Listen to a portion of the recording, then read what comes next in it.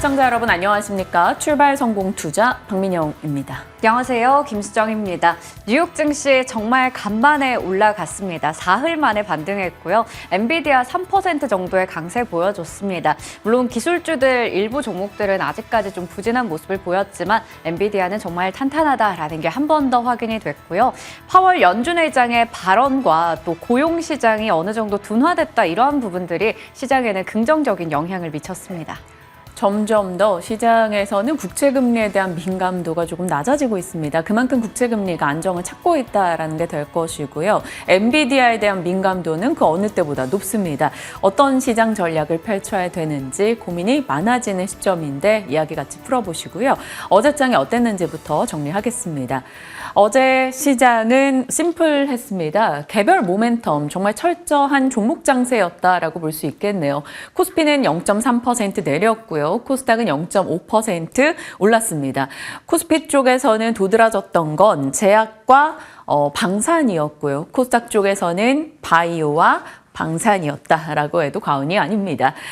어제 수급적인 흐름을 봤을 때는 외국인 기관이 양시장에서 동반 매도였고요. 개인이 매수하면서 방어하는 흐름이 확인됐습니다.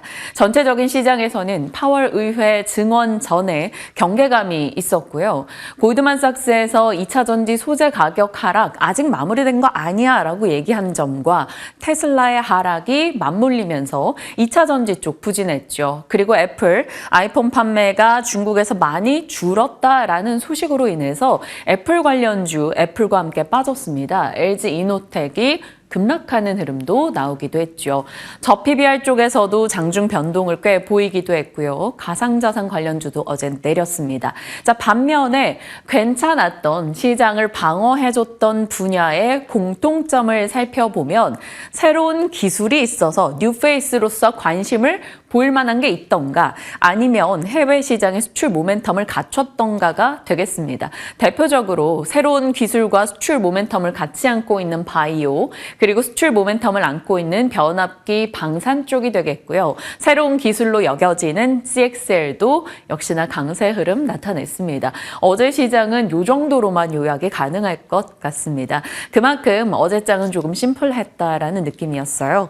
자, CXL 처음에 얘기했을 때만 해도요. 사실 전체적인 시장에서 차지하는 비중이 그리 크지 않을 것 같았으나 새로운 뉴페이스이기 때문에 수급적으로 한 번씩 쏠릴 수 있다 정도였습니다. 그런데 분명한 자기 자리를 최근에는 좀 보여주고 있습니다. 시장이 강하게 치고 나가지 못할 때 반도체 내에서 HBM이 쉴 때 여지없이 CXL이 조금 올라가주는 모습이 나타나고 있네요. 결국 반도체 내에서 무한 순환 테마가 돌고 있다라는 느낌입니다.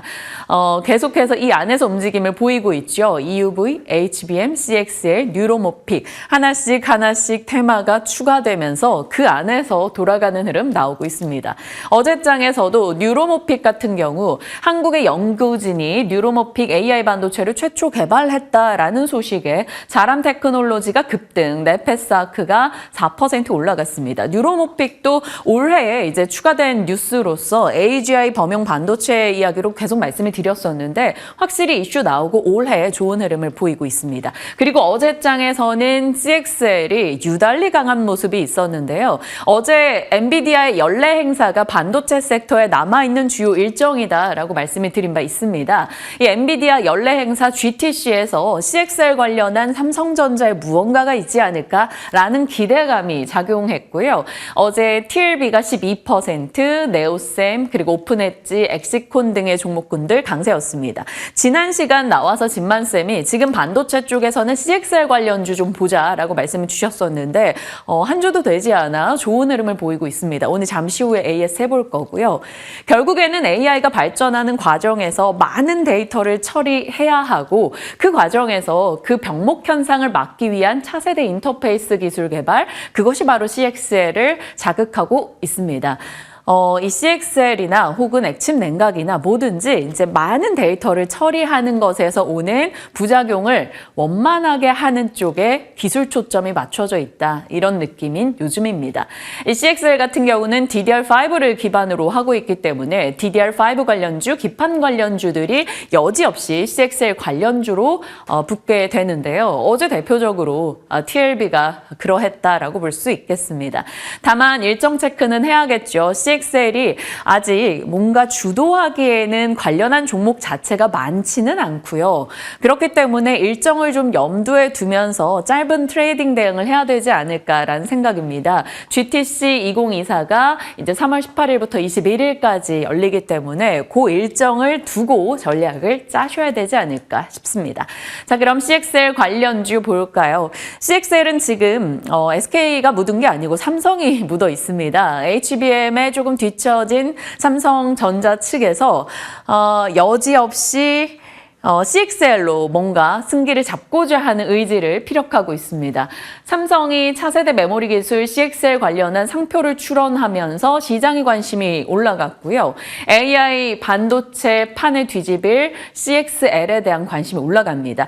12월 14일경에 CXL에 대해서 말씀드리면서 네오셈이 제2의 한미반도체로 여겨지고 있다. 이런 얘기를 드렸었는데 네오셈 차트 한번 보겠습니다. 12월 14일 이후로 CXL 대표 종목인 네오셈 같은 경우 이게 12월 14일경이거든요. 그 뒤로 이런 상승세를 보였고 어제장에서도 8% 급등 흐름을 나타내기도 했습니다.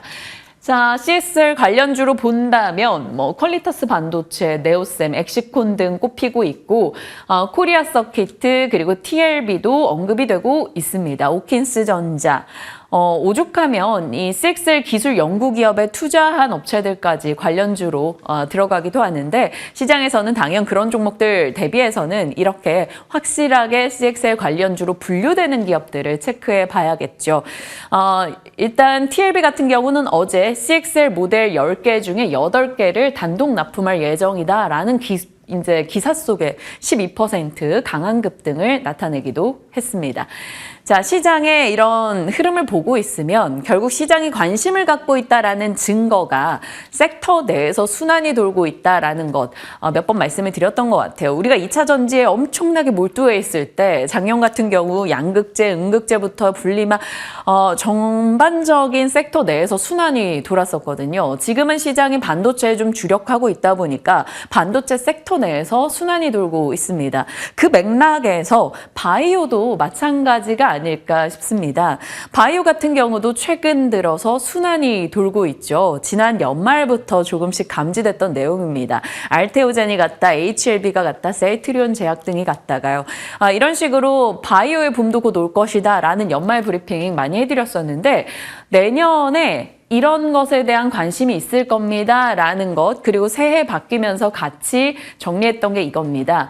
바이오 올림픽이라 불리는 JP모건 헬스케어 컨퍼런스, 그리고 그 이후에 AACR과 같은 암학회 혹은 아스코와 같은 종양학회 등이 기다리고 있다라고 말씀을 드렸었죠. 그러면서 올해 트렌드는 ADC, 비만 당뇨, 치매 등이 될 수 있다라는 게 시장의 주 의견이었습니다. 라는 거였죠. 지금 시장은 ADC, 비만 당뇨 이쪽에 많은 초점이 맞춰져 있고 그 관련해서도 어제장에 좀 주목받기도 했습니다.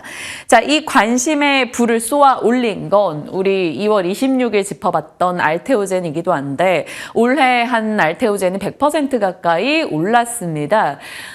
이 현대차 증권에서 머크가 목숨을 걸었다라며 상승 여력 185% 남아있다. 알테오젠 목표가 30만 원 냈던 거 기억하십니까? 지금 알테오젠이 20만 원에 육박하는 흐름 나오고 있습니다. 30만 원 정말 가는 것인가 라는 기대도 하게 되는데 지켜봐야 되는 거고요.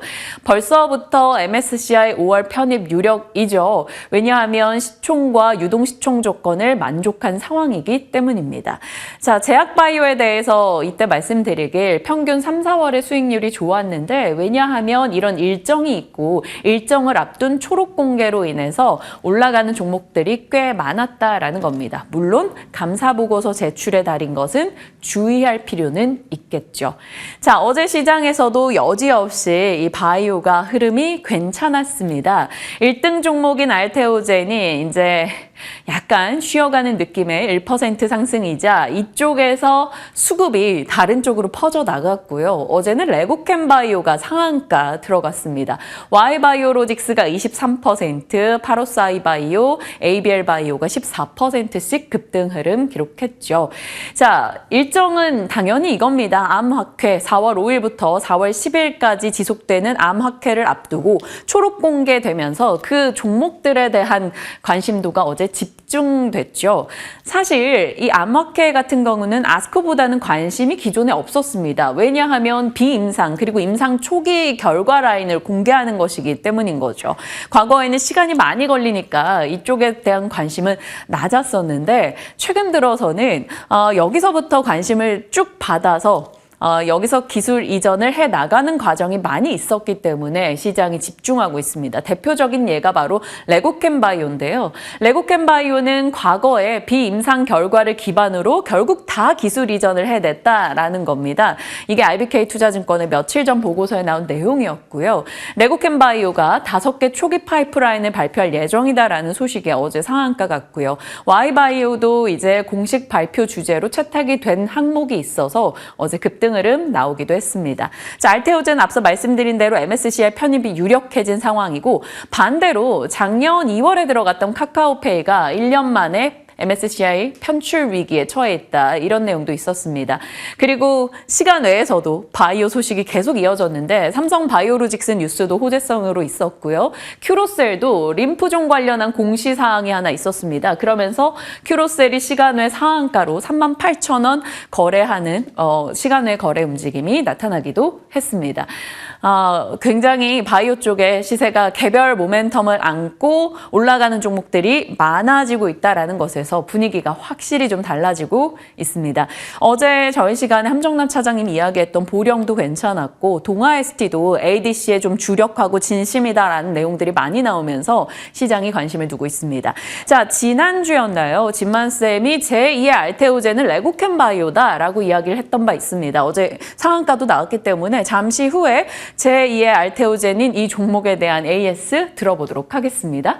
그 밖에는 어제 특징주로 이제 방산 쪽도 괜찮았죠. 통상교섭 본부장이 LRD 넥스원을 방문했다라는 소식, 국무총리의 방산 원전에 대한 긍정적인 소식이 영향을 줬고요. 어제 급등주들 많이 나왔습니다. 그리고 또 하나가 OLED.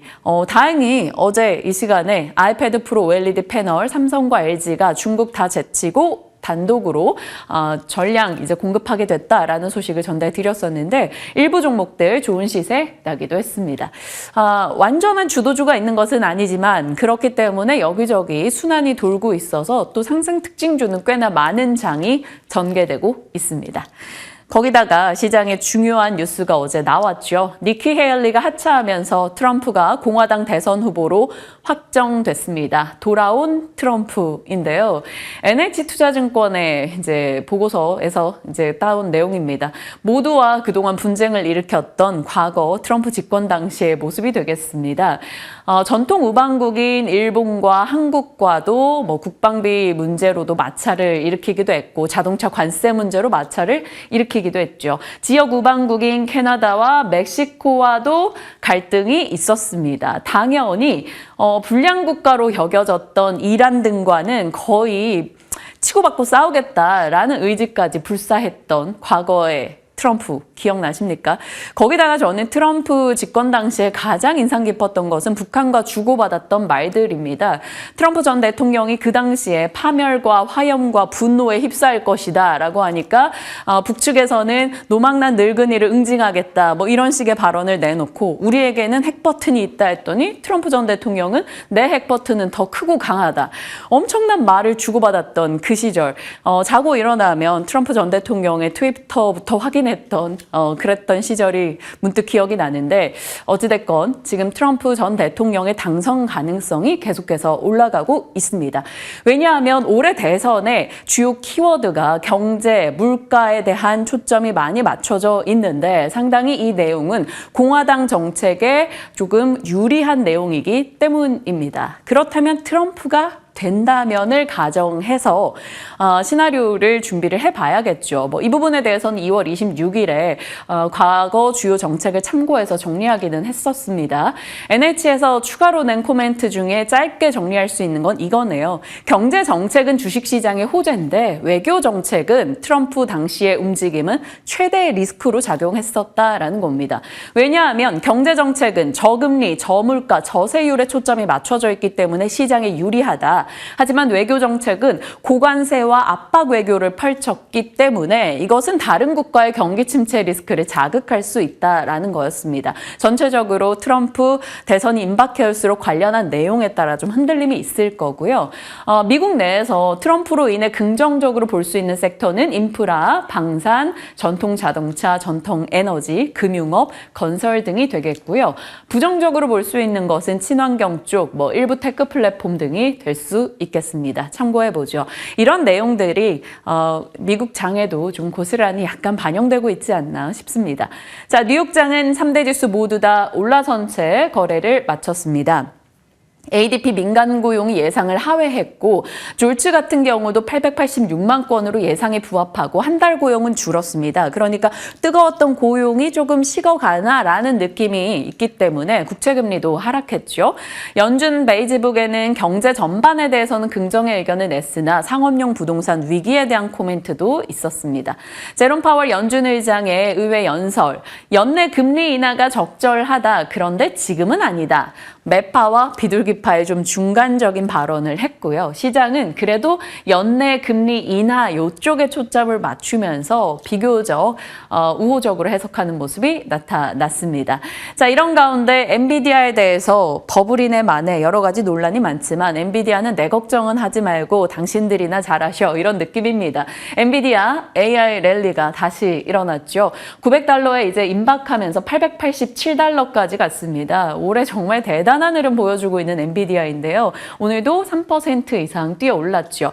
자, 엔비디아만 간 건 아닙니다. 액침 냉각인 쿨링 시스템의 대표 종목인 엔비디아가 가면 같이 따라간다라고 여겨지는 슈퍼마이크로 컴퓨터가 차트 기울기가 가파르죠. 오늘도 3% 이상 뛰어 올랐습니다. 골드만삭스가 슈퍼마이크로에 대해서 그렇게 좋은 의견을 내진 않았습니다. 그런데 일각에서는 100% 수익 성장이 기대되는 종목이다라고 의견 내면서 3% 또 상승하는 데 힘을 보태기도 했네요. 자, 오늘 종목 중에 눈에 띄는 거 크라우드 스트라이크 사이버 보안주죠. 예상을 상회하는 실적 내놓으면서 10% 이상 급등했고요. 결국 거의 다 AI 생태계 종목들이 올라가고 있는 겁니다. 반면에 이 종목은 차트 한번 열어보면 가관입니다. 자본 조달 모색 소식에 40% 급락하다가 갑자기 거래 정지가 됩니다. 그리고 전 재무장관의 투자사로부터 10억 달러를 조달받았다라는 소식에 30% 급등하기도 해요. 종가상으로는 7% 상승으로 거래 마쳤습니다. 하루 사이에 변동폭이 어마어마했던 뉴욕 커뮤니티 뱅코프까지 특징주로 골라볼 수 있겠습니다. 자, 뉴욕장 흐름 보시면 반도체와 바이오가 여전히 괜찮았다라고 볼 수 있습니다. 엔비디아를 필두로 해서 AMD, 슈퍼마이크로 모두 다 신고가 행진을 기록했고요. 애플 뭐 하고 있나 모르겠습니다. 6거래 연속해서 하락하며 시총 1위를 또 마이크로소프트에 내주기도 했고요. 자, 테슬라는 2% 이상 떨어졌네요. 모건 스탠리에서 목표가를 하향했습니다. 그런데 하향한 가격도 지금 가격보다 70% 더 오를 수 있다라는 가격이었기 때문에 참고하시길 바라고요. 올라간 테마들 보시면 블록체인, 반도체, 리튬, 의료용과 산업용 로봇도 올랐는데요. 이 로봇도 한 번씩 자리를 보여주기는 하죠. 전일 홍콩 뉴비테크라는 휴머노이드 로봇 기업이 88% 급등하기도 했어요. 미국에서도 로봇주가 괜찮았기 때문에 우리도 일단 로봇은 체크해 보겠습니다. 그리고 비만 치료제 쪽 강세 흐름 보였고요. 전기 설비, 방산 쪽도 좋았습니다. 이쪽은 트럼프의 영향이 좀 짙었지 않을까 않을까라는 생각이 들고요. 우리 시장으로 봤을 때는 어제 재룡전기가 또 10% 넘게 올랐었는데요. 대한전선과 LS전선이 영국과 대만으로 각각 수주를 따냈다라는 소식도 추가됐기 때문에 지켜보겠습니다. 자, 박앵커의 연결고리로는 전고체 배터리를 넣어보겠습니다. 칸노 류지 교수라고 이 전고체 배터리의 좀 권위자인데 어제 인터배터리에서 전고체 쪽으로 분명한 방향이 일고 있다라는 얘기를 했습니다. 전고체에 대해서는 어제도 저희가 살펴봤었죠. 하게 된다면 결국 삼성 SDI가 가장 먼저 하지 않을까라는 기대가 굉장히 높습니다. 지금 시장은 전고체 전지에서 황화물계 전고체 전지에 관심이 높고요. 여기에서 삼성 SDI가 해낼 수 있을 것이다라는 기대감을 갖고 있습니다. 삼성 SDI는 2027년에 양산을 목표하고 있는 상황이고요. 자, 리튬이 와서 황화리튬으로 이 고체 전해질 소재인 황화리튬으로 전환이 되고 그게 고체 전해질로 갔다가 이렇게 전고체 전지로 완성이 되는 건데요. 이 고체 전해질 소재 쪽에서 레이크머티와 이수 스페셜티 케미칼 분류해 볼 수 있고요. 고체 전해질 쪽에서는 관련 종목들 이 정도 되겠습니다. 전고체 장비주로는 이렇게 분류가 가능하겠네요. 하나투자증권에서 내놓은 자료를 토대로 해서 정리를 조금 해본 거고요. 전고체 배터리 장점이야 많이 말씀드렸으니까 넘어가도록 하겠습니다. 좋은 장점이 있음에도 불구하고 그동안은 왜 꿈의 배터리로 여겨졌냐? 기술적 난제도 있고 아직까지 양산을 해낸 기업이 없었기 때문인데 삼성 SDI와 도요타가 엄청나게 주력하면서 시장의 관심이 집중되고 있습니다. 삼성 SDI에 대해서 하나투자증권이 오늘 보고서로 목표가 냈는데 70만 원입니다. 상승 여력 92% 있다라는 굉장히 공격적인 목표가여서 일단 정리해봤습니다. 참고하시죠. 연결고리는 삼성전자가 메모리 사업부 흑자 전환한다라는 머니투데이 보도가 있었다라는 점과 액침 냉각 관련한 뉴스가 삼성전자가 관심을 가졌다라는 것으로 다시 한번 등장을 했습니다. 밤사이 슈퍼마이크로가 좋았기 때문에 GST나 KN수를 한 번 더 체크 필요하겠고요. 마이크로소프트가 코파일럿을 키우겠다라고 했습니다. 그래서 소프트웨어 쪽을 일단 적었으니까 참고 정도 하시길 바랍니다. 자, 어제 시장의 주요 흐름들 짚어봤고요. 심도 있게 섹터 뉴스 들어가겠습니다. 오늘 어느 쪽인가요? 네, 오늘도 이거 진짜 어디까지 올라가나 궁금해집니다. 우주항공 방산 준비해봤습니다. 어제 장에서도 강한 시세를 보여줬죠. 수앵커의 더보기에서 3월 4일에 방산과 우주항공 쪽을 좀 보자 이렇게 뉴스 전해드렸거든요. 이거 또 보고 다시 봐야 하는 이유를 어제 한 번 더 느낀 것 같습니다. 이 시간에 좀 자세한 내용들 전달해드리고 있는데요. K방산주가 정말 잘 갔어요. 2월 한 달 동안 19개 상장사 한 달 새 시총이 19%나 늘어났습니다. 4조 원 가까이 증가한 건데요. 1월 말에 19조 원에서 2월 말에는 거의 23조 원까지 늘어났고요. 이 중에서 가장 많이 증가한 게 LIG 넥스원, 한화 에어로스페이스가 되겠습니다. 뒤이어서 i3 시스템 그리고 컨텍 휴니드까지요. 정말 주가 흐름이 좋았는데 크게 세 가지 이유를 꼽아드렸었죠. 4분기 호실적을 냈었고 수은법이 본회의를 통과하면서 앞으로 해외 수주에 대한 기대감 더 커진 상황이었습니다. 그리고 지정학적 리스크는 여전히 K방산주에게는 긍정적인 영향을 주고 있는 상황입니다. 이렇게 방산주들이 잘 가다 보니까 이 개별 종목들을 추종하는 ETF도 함께 29일에는 장중에 52주 신고가 기록했고요. 2월 들어서 주가 흐름이 마찬가지로 좋았습니다. 그래서 K방산주의 신화가 계속될 수 있을지 질문을 드렸었는데 어제 장을 보면 계속되고 있는 상황입니다. 그리고 우주항공 쪽은 단독 뉴스 좀 전해드렸던 게 기존에 우리나라는 글로벌 규모 대비해서 투자액이 너무나 적은 수준입니다. 그러다 보니까 스타트업이 거의 7년 동안 42곳밖에 되지 않아요. 그래서 정부에서는 이걸 최대한 늘리겠다. 130개 이상으로 만들겠다라는 측면에서 금융부터 인재까지 여러 방면으로 지원하겠다라고 얘기를 했습니다. 특히 가장 중요한 게 이겁니다. 연구개발비가 기존에는 신성장 원천기술 분야라서 R&D 투자비는 30에서 40%, 시설 쪽은 5에서 10%인데 이걸 이제 국가전략기술 분야로 좀 적용을 하면서 세액 공제율을 훨씬 더 늘려주겠다라는 거거든요. 그런 측면에서 정부가 힘을 많이 쏟고 있으니 우주항공주가 더 갈 수 있을지도 함께 보자고 말씀드렸는데요. 어제장에서 보면 정말 쭉쭉 잘 나가고 있습니다. 우주, 항공, 방산주들 여러 가지 모멘텀 안고 있는 종목들 어제 시세가 강하게 나오니까 업종 지수도 8% 넘게 올라가더라고요. LIG 넥스원과 하나 에어로스페이스가 10%가 넘게 급등하면서 이쪽의 시세를 크게 주도해줬습니다. 특히 산업부에서 LIG 넥스원의 생산 현장을 점검하면서 중동의 FTA 관세 면제하면서 좀 더 방산 수출을 확대할 것이다라는 논의가 있었다고 합니다. 그러한 부분에서도 또 힘을 받아가기도 했고요. 한화 에어로스페이스는 관련해서 리포트 나오면서 긍정적인 이야기 나오니까 주가는 더 잘 가더라고요. 정말 요즘에 신고가 랠리를 잘 쌓아가고 있습니다. 어디까지 올라가는지 궁금해지는데요. 증권가 보고서를 보면 아직도 그 위쪽으로 방향 더 갈 수 있다라고 얘기하더라고요. 그런 걸 봤을 때는 50%, 61% 이렇게 한 달가량 올라줬지만 더 올라갈 수 있다라는 측면에서 괜히 욕심도 나고 보유자 입장에서는 언제까지 가지고 있어야 되나 고민이 되실 것 같습니다. 그 부분에 대해서 전략 챙겨보도록 할게요. 외국인들이 어제장에서 이 두 종목을 많이 사기도 했지만 어제뿐만 아니라 거의 한 달 동안 외국인들이 이끌었다라고 볼 수 있거든요. 자, 그러면 이제 유한타증권의 보고서를 보면서 자세하게 섹터 얘기해보겠습니다. 대항우주시대다라는 내용의 보고서였어요. 국내에서 민간 주도의 우주산업이 본격화되고 있고 위성시장도 정말 가파르게 성장할 것으로 예상이 됩니다. 글로벌 우주산업의 규모 이렇게 수치만 보더라도 5,400억 달러까지 쭉 증가할 것으로 보인다. 그래서 이제는 우주산업 종목에 대해서 다시 봐야 한다라는 입장에서 커버리지 개시했습니다. 그중에 최선호주는 한화 에어로스페이스였고요. 목표 주가는 23만 5천 원으로 제시를 했습니다. 올해 매출도 그렇고 영업이익도 잘 나올 것이다라는 얘기하고 있고요. 2027년까지 지상 방산에서 대규모 수주 바탕으로 이익의 증가세가 지속이 될 것이고 지상 방산에서는 추가적인 해외 수주에 대한 기대가 유효하다라는 얘기를 했습니다. 이외에도 한화 시스템 그리고 LIG 넥스원까지 목표 주가를 이렇게 높게 잡는 모습 확인됐습니다. 이 보고서 영향도 컸었고요. 연초부터 우주항공 쪽 한번 체크해보자 이렇게 또 브리핑 드렸었는데요. 우주항공 투자의 원년이다라는 내용의 보고서 하인환 연구원이 냈었습니다. 2024년에 가장 주목하는 테크 트렌드가 이쪽인데 국제 정치적인 관점에서 미국과 중국의 패권 경쟁이 이쪽에 대한 투자 확대로 이어지고 있는 상황이고 미국에서 공급망 재편에 있어 가장 중요한 핵심이 바로 인디아라고 얘기를 했습니다.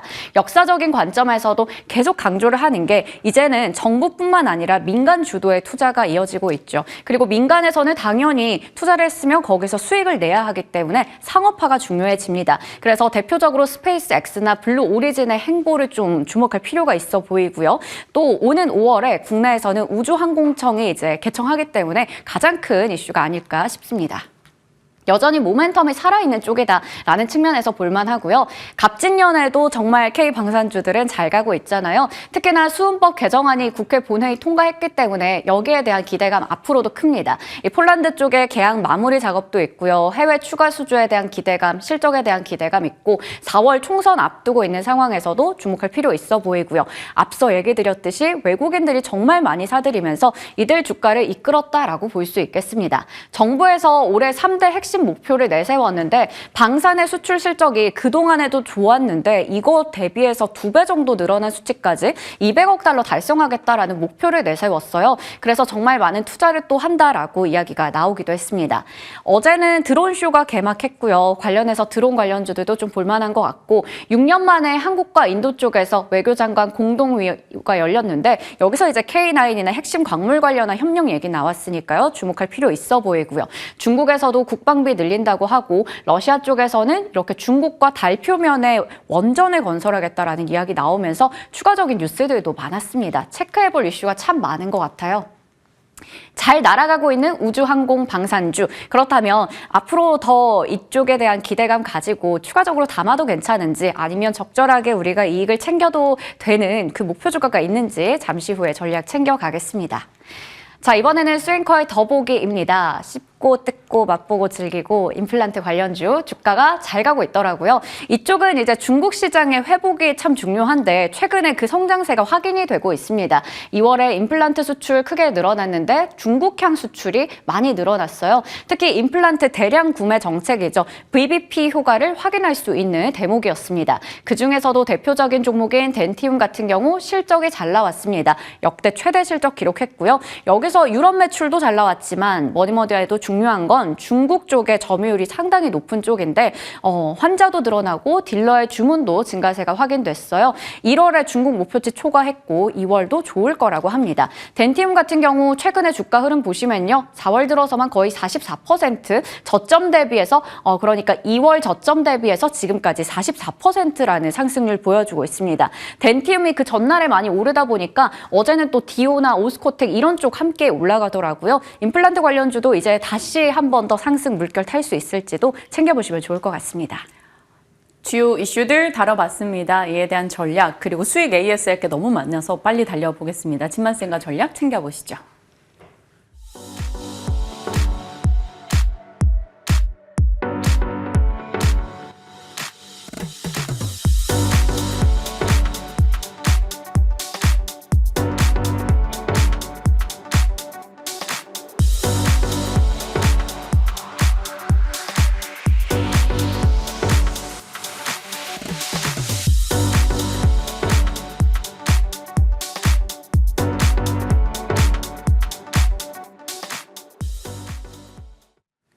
시장에 대한 전략 진만쌤과 풀어가겠습니다. 어서 오세요. 네, 안녕하세요. 안녕하십니까.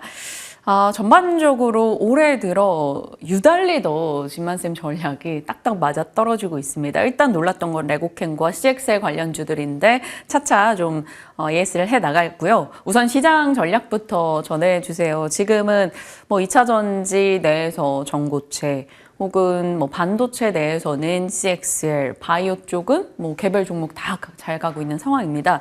어떤 포트 전략을 짜야 돼요? 네, 뭐 사실 맨날 나와서 똑같은 얘기하는 것 같은데 그 똑같이 나오는 전략이 그래도 어느 정도 맞아 들어가고 있다.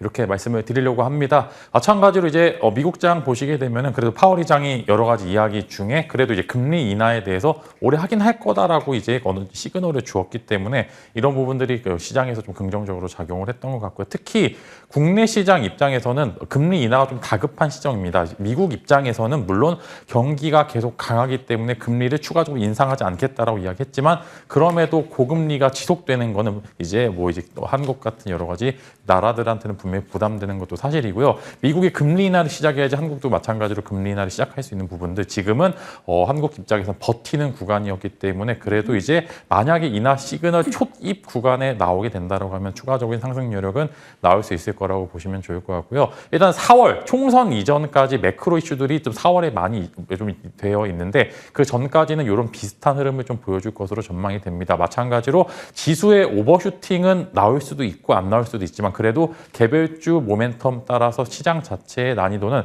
어느 조금씩 올라가긴 하겠습니다만 그래도 개인 투자자들이 주도주 내에서 분할 매수하고 분할 매도하는 관점을 잡게 된다라고 하면 충분히 시점은 있으죠. 좋은 이제 결과는 있을 것으로 전망이 되고요.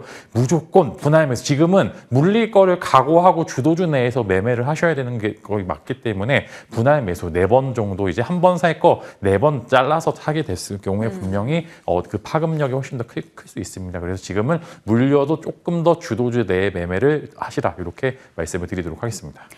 바이오에 대한 시각 한 번 더 점검하고 싶어요. 바이오 섹터 내에서 길게 본다면 당연히 모아가는 건 삼성바이오로직스라는 얘기 주셨고 제2의 알테오젠이 될 레고캔바이오도 강조해 주신 바 있는데 레고캔바이오가 정말 빠른 시간 안에 강한 수익을 안겨줬어요. 어제 상한가까지 갔단 말이죠. 어떻게 해요? 이제 제2의 알테오젠 레고캠을 어떤 대응을 해야 될까요? 사실 불이 붙었습니다. 어제 뭐 여러 가지 기사도 많이 보셨겠지만 ADC에 관련돼서 빅파마들의 좀 좋은 이슈들이 지속이 되고 있는 것 같습니다. 아무래도 추가적인 모멘텀이 계속적으로 붙을 수 있을 거라고 보고요. 특히 레고캠바이오 같은 경우에는 긍정 이슈가 많은 게 아무래도 든든한 이제 뒷배죠. 오리온웨딩스가 어느 정도 지분을 갖고 있고요. 그다음에 추가적인 지분 여력 취득도 충분히 가능하기 때문에 굉장히 포인트. 거기에 마찬가지로 레고캠 바이오 같은 경우에는 이제 임상이 진행되면은 추가적인 로열티를 계속 받습니다. 그래서 좋은 임상 결과를 보여줄 경우에 이제 로열티가 계속 들어오고 추가적인 기술 수출, 그다음에 파이프라인도 많이 가지고 있기 때문에 알테오전처럼 계속 따라서 5일선 위에서 계속 움직일 가능성이 훨씬 더 큽니다. 그래서 지금 파시기보다는 추가적으로 계속적으로 끌고 가시는 게 중요하다라고 말씀을 드리려고 합니다. 제가 이제 알테오젠도 원래 팔라는 분도 되게 많으셨는데 팔지 말고 그냥 들고 계시라고 말씀을 드렸는데 마찬가지로 알테오젠도 여기서 20만 원대가 유지가 된다라고 하면 추가적으로 한 25만 원까지 지켜보셔도 될 것 같다라고 말씀을 드리면서 사실 바이오가 불붙기 이전의 모습이 제일 중요하고 저는 이제 아마케 이전까지는 좀 들고 가도 되고 아마케 이후에 나올 또 재료 소멸 이제 1월에 또 여러분들 아시죠? JP모건 헬스케어의 그런 찰실험 매물이 그렇게 좋은 바이오에 찬물을 끼얹듯 바이오는 이런 흐름 직전 이전까지 한번 끌고 가 보시는 게 좋을 것 같고 보통 이제 요즘도 트렌드 자체는 아마케 한 일주일 이전 그때부터 또 찰실험 매물이 나오니까 네. 그때 한번 조심하고 특히 이제 뭐 전환사채라든지 이런 발행은 주의할 필요가 있다. 계속 강조를 드리겠습니다. 2월 27일 종목입니다. 레고캠바이오. 일단 알테오젠은 지속 보유하자라는 의견과 함께 레고캠바이오 관심 갖자라는 의견을 주셨던 게 바로 지난주입니다. 레고캠바이오 2월 27일 이후 단기간 안에 좋은 흐름이 났고 더 끌고 가볼 수 있다라는 내용입니다.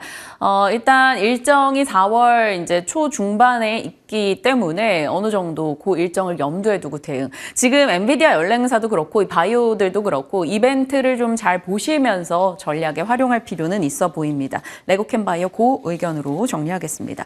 다음 뉴스 가보도록 할게요. 다음 픽은 저희가 우주항공 쪽 잡았습니다. 이 얘기도 사실 진만쌤과 많이 했고 진만쌤은 하나에어로스페이스 등에 좀 집중해보자라는 의견이었습니다.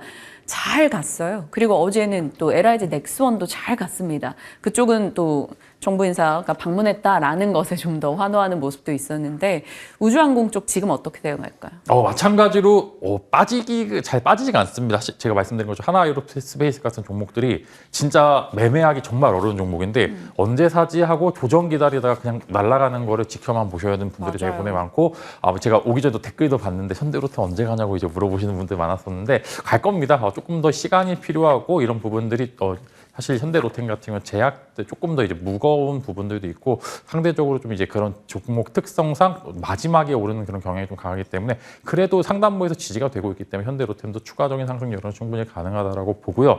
마찬가지로 방산 쪽도 지금 불이 붙었습니다. 근데 이 불이 언제 꺼질지 여부는 지수의 패시브 자금들이 이탈되기 직전까지는 괜찮은 모습을 보여줄 겁니다. 이제 재료가 계속적으로 공급되고 있는 상황이기 때문에 이런 재료를 아직도 이제 앞두고 있는 부분들도 많아서 지금 당분간 추가적인 상승률 10%까지는 가능할 것으로 보이는데 여기서 또 오버슈팅이 나오기는 조금 제한된 부분들도 있으니까 마찬가지로 평균 단가의 싸움입니다. 내가 정말로 이제 한 20-30% 이상의 수익률이다라고 하면은 이런 작은 이제 조정들이 잔파동일 거고요. 근데 내가 이제 어제 샀다라고 하시는 분들은 조그만 파동이 큰 파도일 겁니다. 그래서 이런 부분들 이제 평균 단가의 싸움 중요합니다. 그래서 지금 당장 먹을 자리는 많지 않기 때문에 슬슬 분할 매도 시점으로 보시는 게 좋을 거고 한 10% 정도의 상승 여력, 현대로템 같은 경우는 20% 정도까지는 가능하다라고 말씀을 드리려고 하고요. 우주도 마찬가지로 우주 섹터가 보시게 되면 방산 이제 5월에 우주항공청 개소 앞두고 있기 때문에 관련주들 흐름이 좋을 것으로 전망이 되고요. 보령 한번 이야기를 드리고 싶습니다. 보령이 이제 최근에 보령 제약에서 보령으로 사명을 변경을 했는데 이제 2세 이제 좀 차기 오너가 우주 쪽에 좀 진심이 있는 부분들이 많아서 이제 투자를 많이 집행한 부분들이기 때문에 우주 쪽은 이제 보령 한번 관심 가져보시면 좋을 것 같습니다. 네. 진만쌤이 얘기 주실 때 레고캠과 삼바 중에 삼바를 선택하신 분이 이 레고캠에 대한 아쉬움을 토로하고 있습니다. 삼바에 대한 전략도 좀 추가해 주세요. 네, 삼성바이오로직스는 제가 그냥 이제 한 달에 한 주씩 사고 이제 뭐 2달에 한 주씩 사고 혹은 이제 자녀분들 계좌에 용돈 혹은 세뱃돈 주실 때 한 주씩 사두시면 나중에 좋을 거다라고 말씀을 드렸습니다. 그래서 사실 삼성바이오로직스 같은 종목들은 연금저축이나 이런 부분들로 해서 돌려서 이제 매수를 하시게 되면은 이제 분할 매수할 때 효과가 좀 극대화되는 종목이기 때문에 뭐 단기간에 분명히 나올 수 있는 부분들도 많겠지만 삼성바이오로직스는 진짜로 당장 이제 한 달, 2달 뒤에 주가보다는 1년, 2년 뒤 혹은 3년, 4년 뒤에 주가가 훨씬 더 매력적일 것 같기 때문에 트레이딩으로는 부적합합니다. 그래서 저는 삼성바이오로직스는 조금 모아가는 종목으로 보시는 게 좋을 것 같다라고 말씀을 드리겠습니다. 네. 바이오 쪽에 대한 전략도 나눠봤습니다. 반도체로 가보겠습니다. 저희 삼성전자나 하이닉스, HBM에 대해서 굉장히 많은 얘기 나눴었으나 지난 시간에 딱 지금 CXL 얘기 봐야 된다라고 이야기를 해주셨어요. 엑시콘과 뭐 네오셈 이렇게 저희 그날 종목 얘기했었는데 좋은 수익이 단기간 안에 상승률로 보여줬습니다. 참 좋은 자리에서 잘 말씀 주신 것 같아요. 네, 어제 이제 마감 방송에서도 이제 말씀드렸던 게 이제 CX에 관련된 엑시콘이었었는데 시간에 상한가를 갔더라고요. 근데 조금 이제 돌파 자리에서 나오는 갭 상승은 분명히 유의미할 겁니다. 이제 반도체 내에서도 순환매가 계속 지속이 되는데 이제 제가 설명드린 것처럼 HBM이 가면은 CXL이 그 후발주자로 가는 게 맞다라고 말씀드렸고 그 전략이 굉장히 유효하게 말씀을 드렸습니다. 그래서 실제로 보시게 되면 제가 이제 몇 번 강조를 드렸고요. 이제 어떤 소통창고에서도 CXL 관련주들 흐름이 좋을 거다라고 말씀을 드렸었는데 그래서 좋은 시기에 잘 말씀드려서 여러분들에게 좀 계좌를 풍성하게 만들어 드리고 있는 것 같습니다. 그래서 다음 후발주자가 궁금하실 것 같은데 일단 CXL 관련주 대응은 오늘 이제 엑시콘 같은 경우는 직전 고점을 네오셈은 이제 직전 고점을 돌파하는 이제 액션들이 나올 것 같기 때문에 오늘 뭐 엔비디아하고 조합하고 전반적으로 좋아서 시초가가 훼손되지 않는다라고 하면 조금 더 끌고 가보셔도 좋을 것 같고 이런 갭 상승에 대한 부담도 충분히 있기 때문에 제가 말씀드린 자리에서 사신 분들께서는 조금 이제 시초가부터 분할 매도 한번 해보시면 좋을 것 같고 마찬가지로 상한가도 충분히 가능한 자리입니다. 그래서 일부 비중은 좀 놔두시는 게 좋을 것 같다. 일단 시초가부터 해서 뭐 20% 이렇게 해서 5번 분할 매도 하시면은 나머지 일부 부분들은 상한가 갈 수 있을 만한 그런 힘도 충분히 있기 때문에 한번 관심 가져보시면 좋을 것 같고 이제 다음 타자가 궁금하실 거죠. 근데 온디바이스 AI 쪽으로 한번 말씀을 드리려고 하고요. 제주 반도체가 사실 제가 이렇게 높이 많이 오른 종목도 별로 좋아하지 않는데 네. 요즘 트렌드 자체가 주도주 내에서 물려도 분할 매수해서 올라갈 때까지 사보자라는 그런 전략인데 마찬가지로 온디바이스 AI가 이야기가 또 슬슬 나올 겁니다. 그래서 HBM, CX, 온디바이스 AI 그 다음에 마지막 팹리스, 그다음에 전공정, 후공정 이런 식의 움직임이 나올 것 같기 때문에 이제 좀 덜 오른 반도체 기업들 여전히 이제 기회가 있을 것으로 생각이 됩니다. 그래서 제주 반도체 말씀을 드리면서 추가적인 상승 기대해 보도록 하겠습니다. 네. 이제 일부 비중은 남겨놓고 일부는 이제 오늘 시초가부터 조금씩 CXL 차익 실현해보자라는 의견을 주셨네요. 그리고 관심주로는 제주 반도체 얘기해 주셨습니다. 자, 이제 진마스픽으로 가볼 텐데, 바이오. 훈풍이 지속된다. 관심주를 추가적으로 얘기해 주신다는 겁니다. 지금 저희 바이오 쪽 기대감이 한껏 올라가 있단 말이죠. 알테오젠, 레고캠, 지금 진마쌤이 얘기해 준 종목들이 다 좋단 말이에요. 이 기대를 충족시킬 게 또 있어요? 네, 두 종목 정도 코멘트 드릴 거고 이제 조금 안전한 위치야 조금 더 공격적인 위치에 있는 종목 말씀을 드리려고 하는데 메지온과 삼천당 제약 두 종목을 말씀드리겠습니다. 물론 어떤 종목인지 여러분들 이제 다들 아실 것 같은데 메지온 같은 경우도 이제 삼상 위치에 있었기 때문에 지금 조용히 많이 올랐어요. 실제로 차트 보시게 되면은 얘가 이렇게 많이 올랐나 싶을 정도로 많이 올라 있는 상황입니다. 근데 여기서 이제 조금 이슈가 나오게 된다라고 하면 돌파가 계속적으로 나올 구간이 많기 때문에 조금 공격적인 위치에서 이제 트레이딩 하실 분들께서는 메지온 한번 관심 가져보시면 좋을 것 같고요. 삼천당제약 마찬가지로 기술력 자체는 좀 어느 정도 보장이 되어 있는데 수급 관련된 여러 가지 동향이 좀 있는 부분들이 있습니다. 그래서 좀 안전하게 좀 차근차근 조금 더 시간이 걸리겠지만 좀 안전한 자리에서 말씀을 드리는 건 삼천당제약이 조금 안정적인 위치에 있다. 이렇게 말씀을 드리면서 바이오의 훈풍이 지금 2차 전지 쪽이 조금 이제 다시 악재를 만나서 수급이 빠지고 있는데 그래도 다행히 그 수급들이 바이오 쪽으로 돌고 있는 것 같고 이제 시간이 많이 남지는 않습니다만 그 화려한 바이오의 수급의 끝을 한번 이 두 종목으로 여러분들이 즐겨보셨으면 좋겠습니다. 화려한 바이오 수급의 끝을 메지온과 삼청당 제약으로 즐겨보자라고 의견 주셨습니다. 시장의 각 종목 전략 같이 나눠봤습니다. 진맛생과 함께 했네요. 고맙습니다.